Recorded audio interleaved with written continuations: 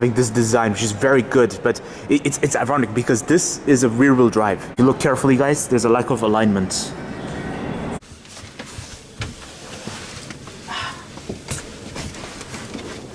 How convenient. This Volkswagen ID Buzz is one of the best minibuses of today's generation.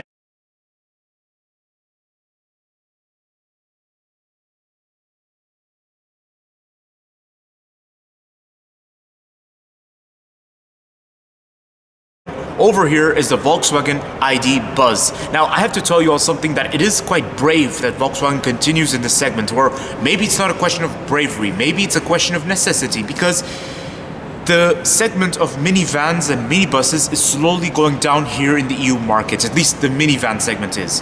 Or minibuses that are owned privately is going down. But Volkswagen is adamant about continuing in this segment, and which is brave and which is actually useful because Volkswagen expanded because of this segment. Volkswagen grew because of this segment, based back in the 90s, back in the 70s, back in the 80s, you name it, guys.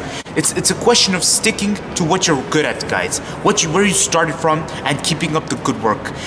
Minibuses by the Volkswagen Group, like the Volkswagen Transporter, guys, it's been selling like hotcakes here in Belgium, and they're one of the best-selling minibuses here of all time. Evidence is right here, the Volkswagen ID Buzz. This Volkswagen ID Buzz costs 79,000 euros. Is this good value for money or not?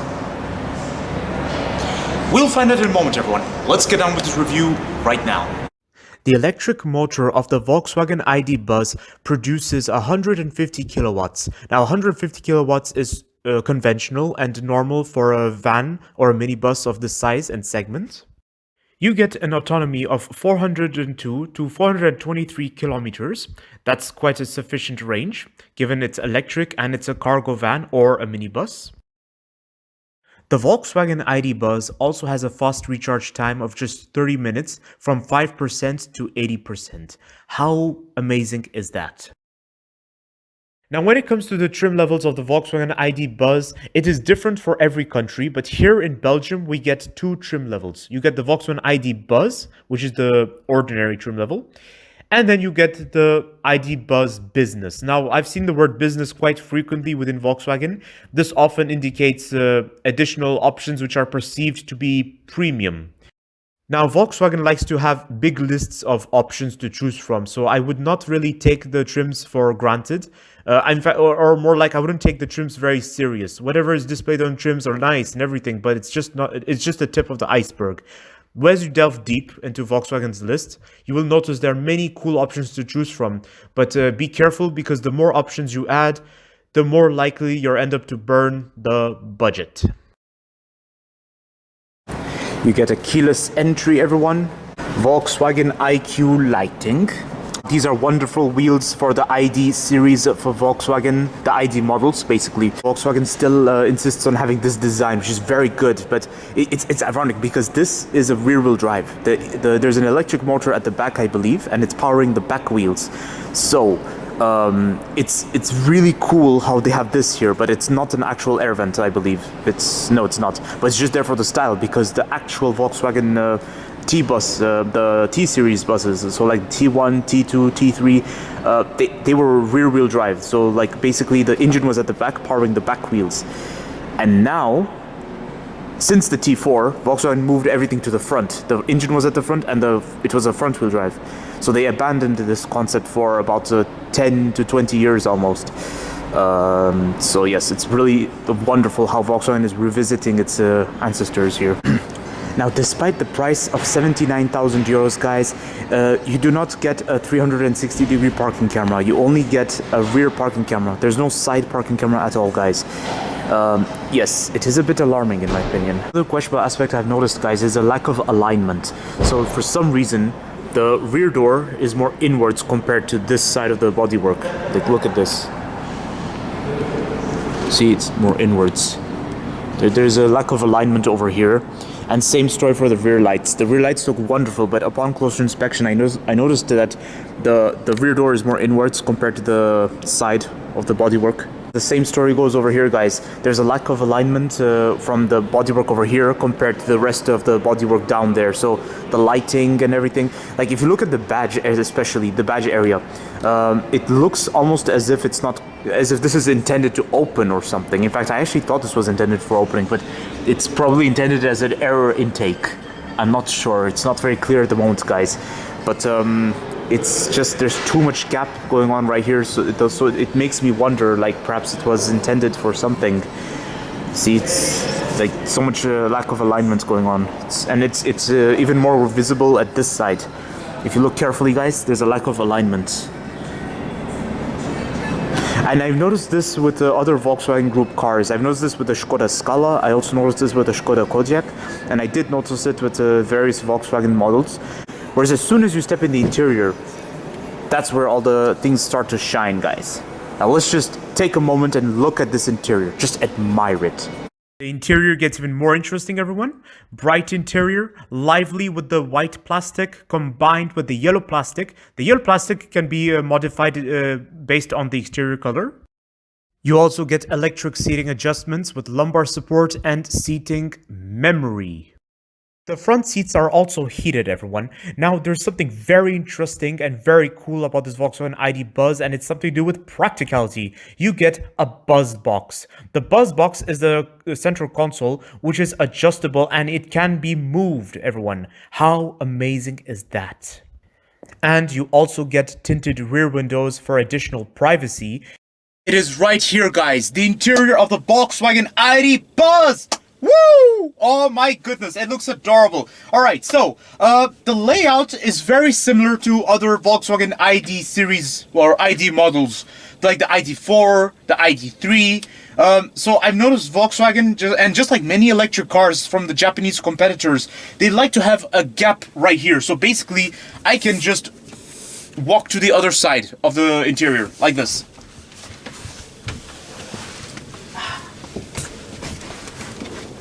How convenient. Oh, good thing I did that, because now you get a nice view of the steering wheel and of the infotainment system, guys, and of the layout over here. Now, it's occurred to me that Volkswagen has liked to play it premium, which is a bit ironic because the Volkswagen Group have Audi, which is doing the premium work. So, well, Volkswagen always had a high ambition and high aim for good quality in their cars, which is paid off in a good way, guys. But on the other hand, it has raised questions about the equipment list. But then, does equipment really matter when you're buying it as a company vehicle? You all be the judge, guys. Just take a moment and admire those seats, guys. In fact, all the seats in this interior, Volkswagen has a thing for combinations between Alcantara and leather. So it's always leather on the side and Alcantara on the middle, and especially with these patterns. It's I've seen this before with the other Volkswagen Group cars. It's very interesting. Now, the interior is very cool, guys. It's all bright. So you get this yellow looking, this yellow trim, which is quite nice. And it's hard plastic, the yellow trim. And by the way, the rest of the interior is also hard plastic, but it's pleasant. It's bright, guys. Very nice to sit in. And you get a little bit of fabric right here, so for a bit of comfort for the elbow. Very nice. Window controls. And then mirror controls right here. Very good. Very nice. Now, steering wheel, guys. I don't know what it is about Volkswagen steering wheels, especially for their utility vehicles, but the steering wheel looks pleasant, but it's just... yeah, it's not very interesting to hold on to, but it's good nonetheless, guys. Infotainment system right here, guys. Digital instrument cluster, everyone. And now, some basic controls right here. I believe this would be for your rear doors. And some USB points right here, guys. And then storage for your telephone. It's very nice. And then micro storage space right here. Very good. Now I'm going to show you all something really, really nice. This is the gear system. This is your transmission, guys. So the way you control it is like this. So, just take a look. This is how you move your transmission. Now, Volkswagen has a thing for this sort of transmission. They've employed it across the ID models. So it's not surprising, but at the same time, it's really, really cool. And it's really practical, guys, because that's why you don't have a transmission right here. So it means additional space. Trim right here. Now, the trim right here looks like an imitation of wood, but it is not wood. It feels like plastic. Okay, now that's a little bit questionable. 79,000 euros and I get fake wood, basically. Now, we cannot forget the topic of practicality, everyone. So, glove box right here. It's average for a van of this segment, a minibus of this segment, and price. Speaking of price, it's not really lined with anything. It's just plastic. Usually for 79,000 euros, I would expect a bit of interesting fabric in there. Oh well, not important. Then you get cup holders right here. Ooh! Now this is interesting. These are cup holders, and there's you can use this as additional storage. So that's actually quite pleasant. But now there's a new question here. It's good. The cup holders are good, but the thing is, it's all the way down there. So every time I have to reach for a drink, I have to bend my back. This is my seating position. I'm relaxing while driving. Oh, I want to have a sip of my drink, but no, I cannot reach it like this, guys. See? I have to bend like this, and then only I can reach it. So it's going to be a bit distracting, especially whilst driving. So I was thinking that maybe it would be better to have a cup holder right here, like where this cup is, basically. This would be nice, but then this is not an actual cup holder. It's something adjustable.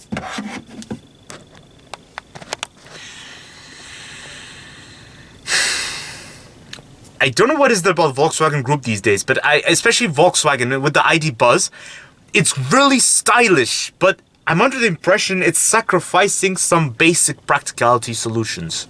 Guys, storage space right here, storage space down there. Speaking of questions, guys, yes, I was also wondering, the interior, Volkswagen likes to pride the Transporter with lots of practicality solutions, which is good, but then I feel like something could have been done about this area, because this is just plastic that has no purpose. I don't know what is it about the Volkswagen utility vehicles, and I noticed the same question with the Volkswagen Caddy. For some reason, the back windows do not open. Only the front windows open. This is a bit questionable because you're paying 79,000 euros and you only get front windows that open. Now over to the rear seat of the Volkswagen ID Buzz. But I want to point out something really interesting I noticed. This is the handle. You have to push this button to open the back door. Now this is not the first time Volkswagen had this concept. I recall very well that Volkswagen had this with the T3 model. So basically the T3 was where the handle is basically fixed and you have to push a button to open the vehicle. Now it's very interesting Volkswagen brings it back to the ID Buzz, but I believe that's for when you want to pull the door when it's open, but that's if you don't have the optional system to open the door automatically. So check this out, guys. This door is automatic.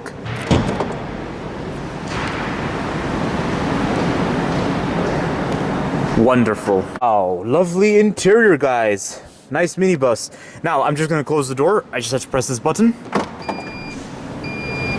Yep, for every time you close the door, you just have to wait a little bit. And now it's closed. So, rear seat of the Volkswagen ID Buzz. Really interesting, guys. Now, I sit in the back seat and it doesn't feel like I'm sitting in a minibus. It feels like I'm sitting in a minivan. And now this is really interesting I say this because the interior is not very spacious. I've noticed that about the ID Buzz, the floor is elevated compared to traditional minibuses or minivans. And the explanation behind this is likely because of the battery or because of the electric motor, which is right behind me, guys. I don't know, but I'm just hypothesizing because I noticed the same thing with the ID Buzz Cargo. I couldn't help but notice that the rear cargo area was rather elevated compared to traditional vans or conventional vans. Even the Volkswagen Transporter, the T6, has a lot of space in the back. So sitting in this Volkswagen ID Buzz feels like a minivan. It's good in the sense that it feels at home, okay? It doesn't feel like you're buying a random company vehicle. But it's questionable in terms of space. Now, I have a lot of leg room. I have a lot of knee room. But about leg room, you just have to watch out for the edge right here, guys. Because my feet keeps making contact with this one especially. So I have to constantly put my feet in this position or just make sure it goes in between. Now, my knee is in this position. But I would have the freedom of putting my knee in this position if had it been I had more space. So if had it been the floor was more downwards. Nice pocket here. Nice tray right here. Okay, it's a very good tray. And also you get a rear seat pocket, guys. two pockets for the door, so one here and one down there. About practicality solutions, there's almost no question. I believe this would be for an accessory, which would be your hooks, I believe, or something. You all let me know in the comment what this could be for. Otherwise, this is your handle. The handle is not here like in conventional vehicles, or like that one right there, you see? This is to help you get in and get out. So, very interesting. Now, this is the button to open the door, but I believe this would be your emergency latch if in case there's an electric problem. Now, you all be the judge. Two solutions to open the door. This could be your backup, I believe. I'm not sure. Let's take a look. Ah, it is your backup. Okay. All right, let's close the door again. Beacon of hope, rear lighting, everyone. Wonderful. Now, it's very lively at the back, but there's no armrest right here. There's no, nothing. Get this armrest right here on the door, but just take a look what happens when I lean my hands onto it. Okay, now there's already another question I've pointed out. So, my arms are too above. It's almost as if I'm at a restaurant. So I'm sitting at a table with my arm like this. And now there's a gap right here. So there's too much gap between me and the door. Whereas in most cars, I'd feel closer to the door. So I'd feel like this, you know? Like this. Well, now the gap is actually pleasant. In a minibus like this, it's always pleasant to have a gap between yourself and the door. But then, on the other hand, 79,000 euros, guys. Recurring aspect I've noticed about the rear is that it has been built to transport passengers from A to B, or should I say families from A to B, or you be the judge, guys, what it could be for. But the thing is, it's good, but at the same time, it feels as though it's under-equipped for its own price tag, guys. Like, for example, there's no air vent, no climate control, the back windows do not open at all. And also it just feels empty. There's not much going on over here. You see? Whereas most competitors would have something, like whether it's heated seats or would have additional storage right here or something. You even get these two things, which I don't know what it's intended for. But I'm not going to be surprised if it was intended for an extra option. It's time to explore the boot space of the Volkswagen idbuzz. Watch out, the back door goes very close to you, so you have to back away when the back door opens. Now, this is the boot space of the Volkswagen idbuzz, and it is adjustable judging by what I see over here. So, this is the top level, and then it is the level beneath.